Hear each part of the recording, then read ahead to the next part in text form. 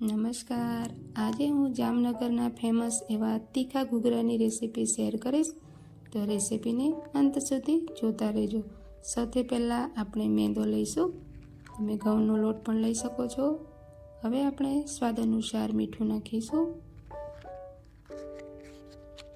ત્યારબાદ આપણે અજવાઈન લઈશું।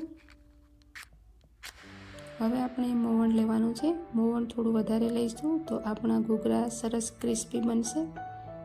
તો સરસ રીતે મોવણ મિલાવી લઈશું।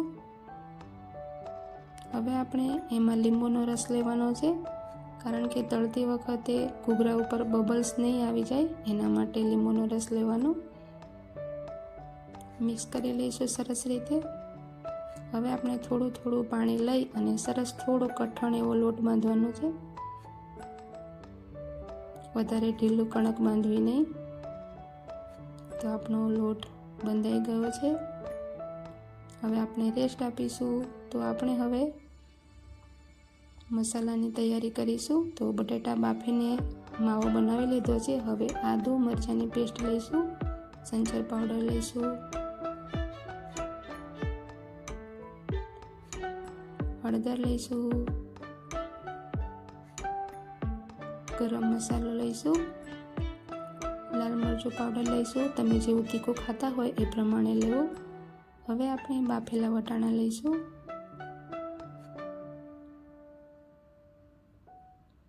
આમચૂર પાવડર લઈશું,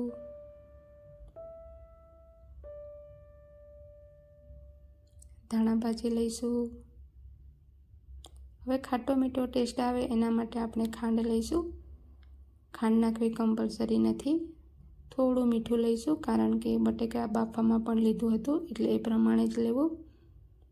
તો સરસ રીતે આપણે મસાલો મિક્સ કરી લઈશું। મસાલો પણ રેડી થઈ ગયો છે। હવે આપણે જે લોટ રેસ્ટ આપ્યો હતો એ લઈ લઈશું, થોડું હાથમાં તેલ લઈ અને સરસ રીતે લોટને મસળી લેવાનું છે, તો આપણા ઘૂઘરા સરસ રીતે બને।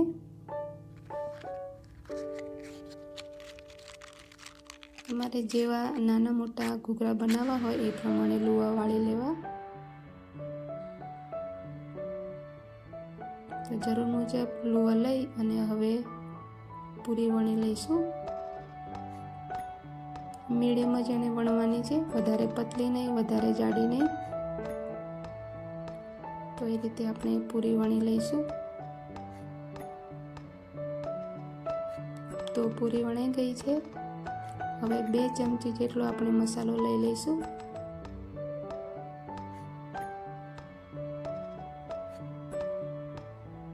સરસ રીતે મસાલો ભરી લેવો, સાઈડમાં નીકળી ના જાય એનું ધ્યાન રાખવું। અને હવે આપણે ફોલ્ડ કરી લઈશું। તો બંને સાઈડ સીલ કરી અને આપણે એને પ્રેસ આપતા જઈ અને કાંગર વાળી લઈશું। તો હવે ચીપટી ભરતા જઈ અને સાઈડ સરસ રીતે સીલ કરી લઈશું।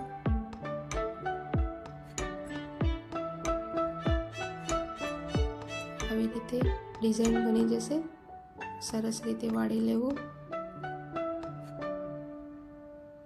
તમને આ ના ફાવે તો તમે કાંટા ચમચી વડે પણ વણાવી શકો છો, કાં તો એનું મોલ્ડ પણ આવે છે એના વડે પણ બનાવી શકાય છે।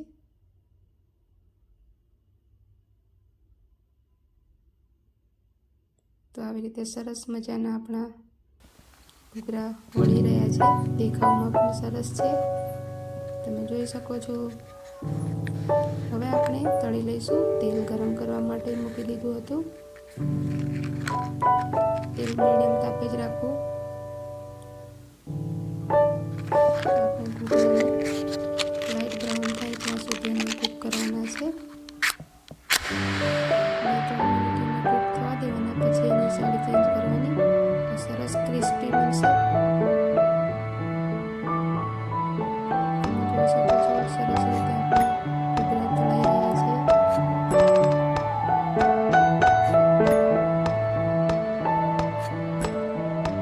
આ ઘૂઘરા ખાવામાં બહુ જ ટેસ્ટી હોય છે, અને સાથે મીઠી ચટણી સૌ થતી હોય છે, પણ હું ગ્રીન ચટણી પણ સર્વ કરું છું।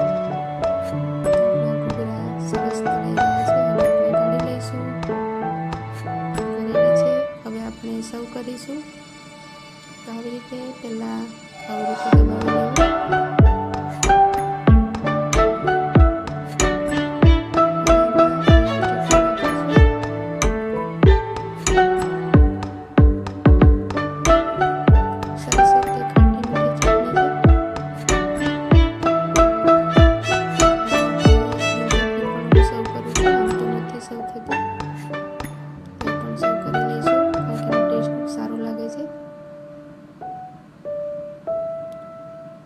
ઝીણી સેવ નાખીશું તો સરસ મજાના તીખા ઘૂઘરા રેડી થઈ ગયા છે. તમને મારી રેસીપી કેવી લાગી એ કમેન્ટ કરીને જરૂરથી જણાવશો. Thank you.